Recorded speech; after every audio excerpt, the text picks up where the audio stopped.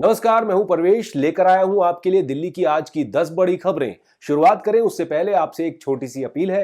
अगर आपने अभी तक द भारत खबर चैनल को सब्सक्राइब नहीं किया है तो तुरंत सब्सक्राइब कर लीजिए और बेल आइकन को भी जरूर दबाइए। राजधानी दिल्ली की अंदरूनी सड़कों को बनाने का काम तेजी से चल रहा है। हालांकि वर्ल्ड क्लास के दावे वाली इन सड़कों की क्वालिटी को लेकर लगातार सवाल उठ रहे हैं। दक्षिण दिल्ली के पंचशील विहार में सड़क बनाने का काम अभी पूरा भी नहीं हुआ है, लेकिन उससे पहले ही ये नई बन रही सड़कें टूटने लगी हैं। सड़कों पर बारिश के पानी की निकासी के लिए बनाई गई सीवर लाइन धंसने लगी है। जगह जगह सीवर के ढक्कनों के आसपास सड़क अभी से ही टूटने लगी है। ये इलाका आम आदमी पार्टी के विधायक और सरकार में मंत्री सौरभ भारद्वाज के विधानसभा क्षेत्र में आता है। यहाँ पार्षद भी आम आदमी पार्टी का ही है। सड़क निर्माण कार्य का बोर्ड भी विधायक और पार्षद के नाम का ही लगा हुआ है। दक्षिण दिल्ली को जाम मुक्त करने के लिए 1 अप्रैल से चिराग दिल्ली फ्लाईओवर को खोलने की तैयारी है। बारिश के कारण मरम्मत में देरी हुई है, लेकिन निर्माण कार्य को तेज करने के लिए मशीनों की संख्या बढ़ाई जाएगी। फ्लाईओवर के पहले हिस्से का काम 31 मार्च तक पूरा हो जाएगा और इसे ट्रैफिक के लिए खोल दिया जाएगा। मुख्यमंत्री के सुझाव पर फ्लाईओवर के दूसरे हिस्से की मरम्मत के दौरान 2 लेन में से एक को ट्रैफिक के लिए खुला रखा जाएगा, ताकि काम के साथ साथ ट्रैफिक भी चलता रहे और लोगों को असुविधा न हो। मरम्मत का कार्य पूरा करने में 50 दिन का समय लगना था, लेकिन दोगुनी रफ्तार से काम करते हुए 1 माह के भीतर पूरा किया जाएगा। चिराग दिल्ली फ्लाईओवर के मरम्मत कार्य की निगरानी खुद मुख्यमंत्री कर रहे हैं। वारिस पंजाब दे का मुखिया और खालिस्तानी समर्थक अमृतपाल सिंह को पकड़ने के लिए पंजाब पुलिस का तलाशी अभियान जारी है। इस बीच खालिस्तान समर्थकों ने राजधानी दिल्ली के प्रगति मैदान में भारतीय तिरंगे को हटाकर खालिस्तानी झंडा लगाने की धमकी दी है। ये धमकी एक ऑडियो मैसेज के जरिए दी गई है। मामले में दिल्ली पुलिस ने केस दर्ज कर लिया है। दिल्ली पुलिस से एक व्यक्ति ने शिकायत दर्ज कराई थी कि जब वह वाया फ्लाइट मुंबई से दिल्ली पहुंचा तो एयरपोर्ट पर उतरते ही उसके फोन पर पहले से रिकॉर्ड ऑडियो मैसेज रिसीव हुआ, जिसमें भारतीय झंडे को हटाकर खालिस्तानी झंडा लगाए जाने की धमकी दी गई थी। दिल्ली पुलिस की स्पेशल सेल यूनिट ने शिकायत के आधार पर जांच शुरू कर दी है। ऑडियो में कथित खालिस्तानी समर्थकों ने प्रगति मैदान पर कब्जा करने और भारत के राष्ट्रीय ध्वज तिरंगा को नीचे उतारने की धमकी दी।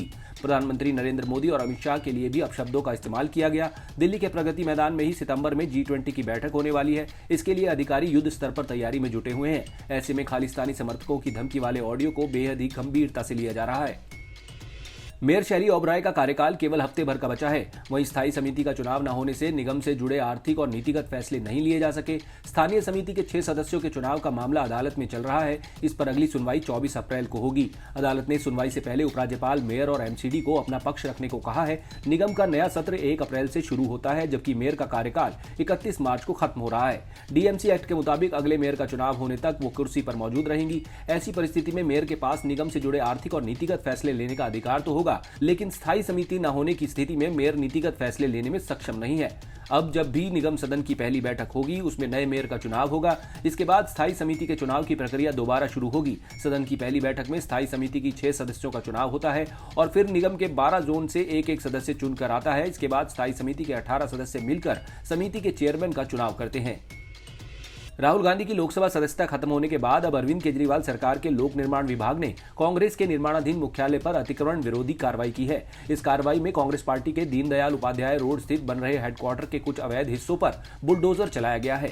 इस कार्रवाई के दौरान बन रही इमारत की कुछ सीढ़ियों को तोड़ दिया गया। आरोप है कि सीढ़ियां बिना दिल्ली नगर निगम की अनुमति के बनाई गई थी। मीडिया रिपोर्ट्स के मुताबिक ध्वस्तीकरण की यह कार्रवाई साल 2023 में होने वाले G20 सम्मेलन की तैयारियों के चलते की गई है। इस बाबत पहले भी कांग्रेस पार्टी को सूचना दे दी गई थी। कांग्रेस पार्टी ने भी इस कार्रवाई के लिए हरी झंडी दिखा दी थी। अतिक्रमण विरोधी अभियान में शामिल रहे एक अधिकारी के अनुसार ये कोई बड़ा एक्शन नहीं था। पार्टी कार्यालय में किनारे से लोगों के घुसने के लिए कुछ सीढ़ियों को बनाया गया था। ये निर्माण MCD से पास नहीं था।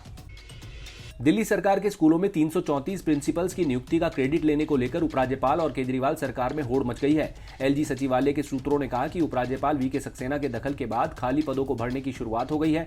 उधर दिल्ली की शिक्षा मंत्री आतिशी ने इसे केजरीवाल सरकार के प्रयासों का नतीजा बताया है।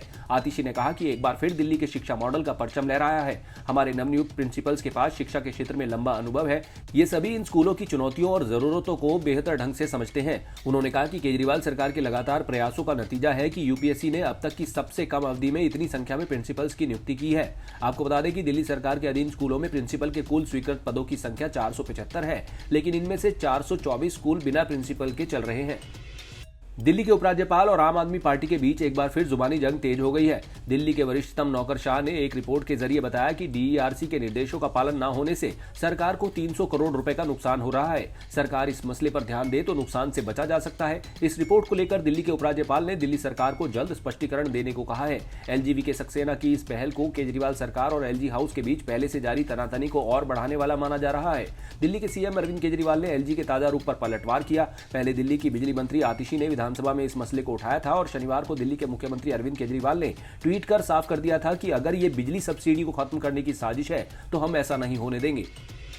दिल्ली हाईकोर्ट ने वन विभाग से सवाल किया है कि साल 2019, 20 और 21 में राजधानी में पेड़ों को किस आधार पर काटा गया है। दरअसल अदालत के संज्ञान में लाया गया था कि दिल्ली में हर घंटे 5 पेड़ों को वन विभाग की पूर्व अनुमति से काटा जा रहा है।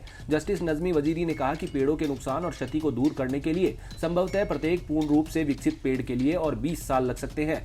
अदालत ने कहा कि 13 जुलाई 2022 को अदालत के पिछले रिकॉर्ड के बाद से राष्ट्रीय राजधानी क्षेत्र दिल्ली में काटे जा रहे पेड़ों की संख्या दोगुनी हो गई है। कोर्ट को बताया गया कि पीडब्ल्यूडी ने एसएफआरसी रेलिंग के साथ एक ठोस पथ का निर्माण किया था, जिसके परिणाम स्वरूप पिछले 6 महीनों में लगाए गए और 12 से 14 फीट लंबे पेड़ों की पंक्तियों को हटा दिया गया।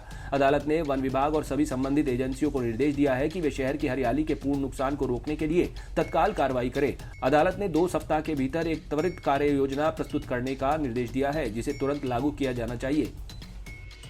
दिल्ली एम्स में मरीजों और तीमारदारों के लिए राहत की खबर है।